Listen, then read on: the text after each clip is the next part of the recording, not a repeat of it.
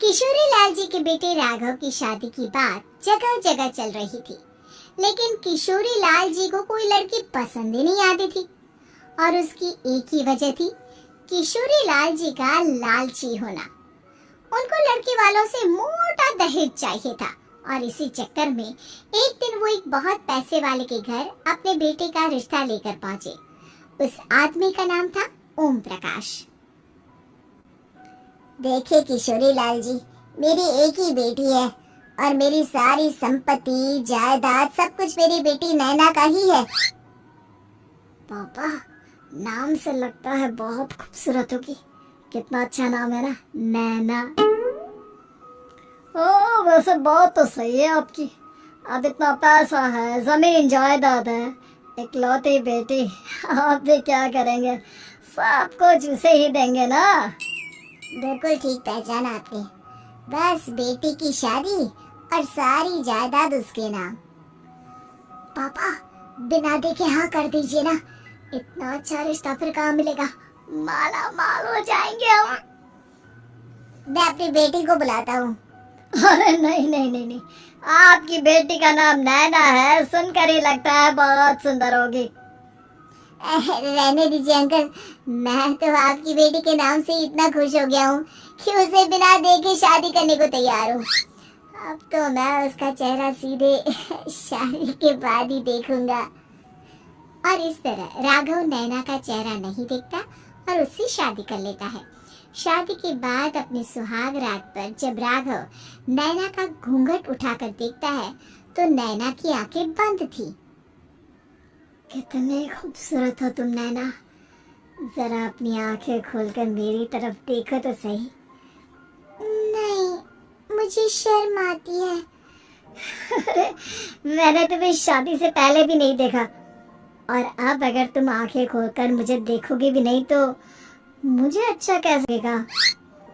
इससे पहले कि नैना अपनी आंखें खोलकर राघव की तरफ देखती, अचानक से लाइट चली गई और राघव नैना को पूरी तरह से देख भी नहीं पाया। अगली सुबह नैना राघव के लिए नाश्ता बनाकर लेकर आई।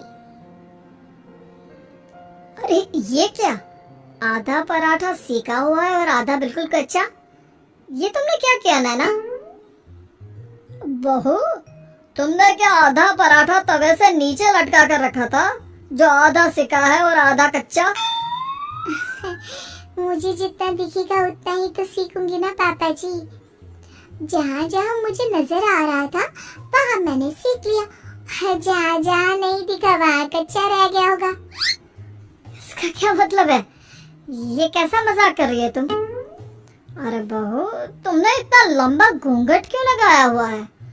देखो, हमारे घर में बहुओं को बेटी की तरह रखा जाता है और फिर तुम तो इतना सारा माल लेकर आई हो। देखो, घूंघट डाल कर रखने की कोई जरूरत नहीं है। हाँ नैना, पापा जी ठीक कह रहे हैं, तुम तो आराम से रहो, अपना ही घर समझो।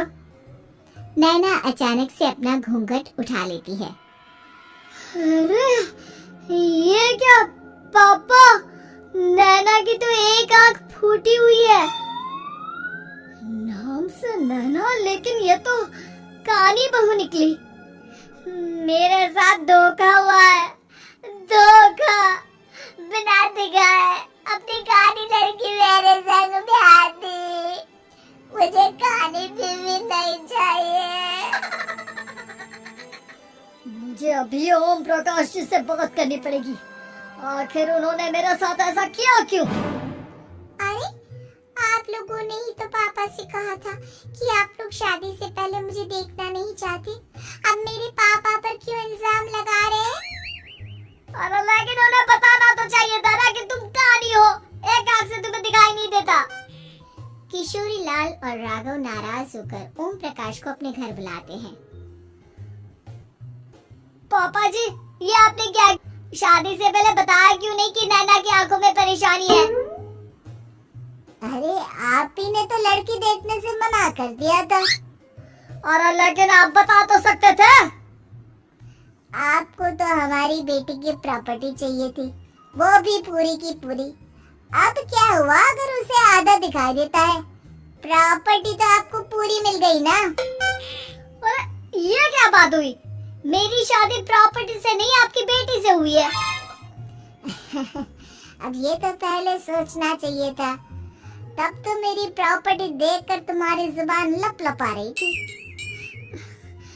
लेकिन मैं कानी लड़की को अपनी बीवी बनाकर नहीं रख सकता। पापा कुछ करिए ना आप। हाँ करता हूँ। देखिए ओम प्रकाश जी, आप हमारे साथ ऐसा नहीं कर सकते। और तुम देखो, अगर तुमने मेरी बेटी से शादी तोड़ी ना, तो जो भी प्रॉपर्टी मैंने तुम्हें दी है वो तो पूरी की पूरी वापस ले ही लूंगा, और आधी प्रॉपर्टी तुम्हारी भी लूंगा। अरे मेरी आधी प्रॉपर्टी भला क्यों लेंगे आप? इसलिए क्योंकि मेरी बेटी को आधा नजर आता है और उसकी नजर अभी तक तुम्हारी आधी जायदाद पर ही पड़ी है। अब तुम उसे घर से निकालोगे तो कुछ तो लेकर जाएगी ना। और अगर हम आपकी बेटी को अपने घर की बहू बनाकर रखे तो? तो तुम्हारी पूरी प्रॉपर्टी तुम्हारी ही रहेगी, और जो मैंने तुम्हें दिया है ना, उसमें से बस मैं आधा लेकर जाऊंगा। अरे लेकिन अब आप अपनी दी हुई प्रॉपर्टी में से आधी वापस क्यों लेकर जाएंगे?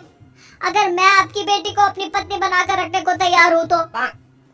इसलिए ताकि भविष्य में अगर तुम मेरी बेटी को धोखा दो तो उसके पास कुछ तो रहे जो पति का हो। वैसे मेरे पास तो बहुत कुछ है, लेकिन अपने पति की कोई निशानी तो उसके पास होनी चाहिए ना। अब अगर तुमने मेरी बेटी को कहानी कहा तो तुम्हें प्रॉपर्टी भी कहानी ही मिलेगी, पूरी नहीं। जमाए राजा। किशोरी लाल और राघव समझ चुके थे कि वो बुरी तरह फंस चुके हैं और अब उनके पास वहां से निकलने का कोई चारा नहीं है। अब समझ में आया ना, लालच बुरी बला होती है। एक तो तुम्हें प्रॉपर्टी मिली, ऊपर से बीवी मिली, उसमें तुम्हें नखरे भी दिखाने हैं। आए बड़ी, चुपचाप बैठो तुम।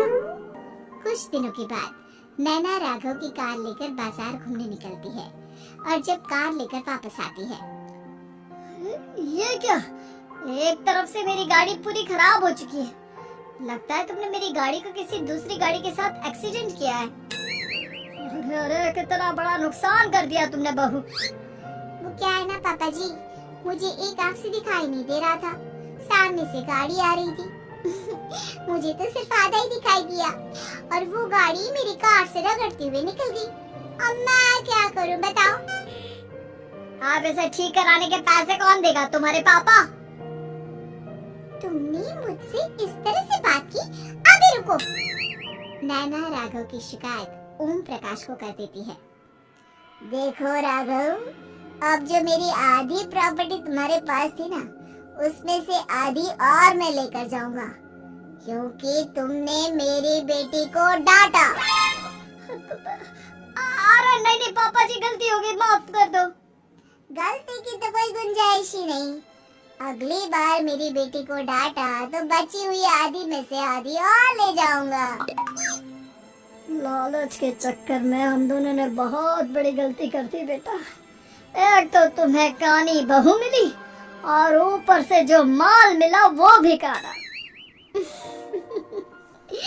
इस तरह राघव की हर एक गलती पर ओम प्रकाश उसकी प्रॉपर्टी का आधा आधा हिस्सा लेकर अपना सारा माल वापस ले गया और राघव को कानी बीवी से काम चलाना पड़ा। भाई लालच वाकई में बुरी बला है।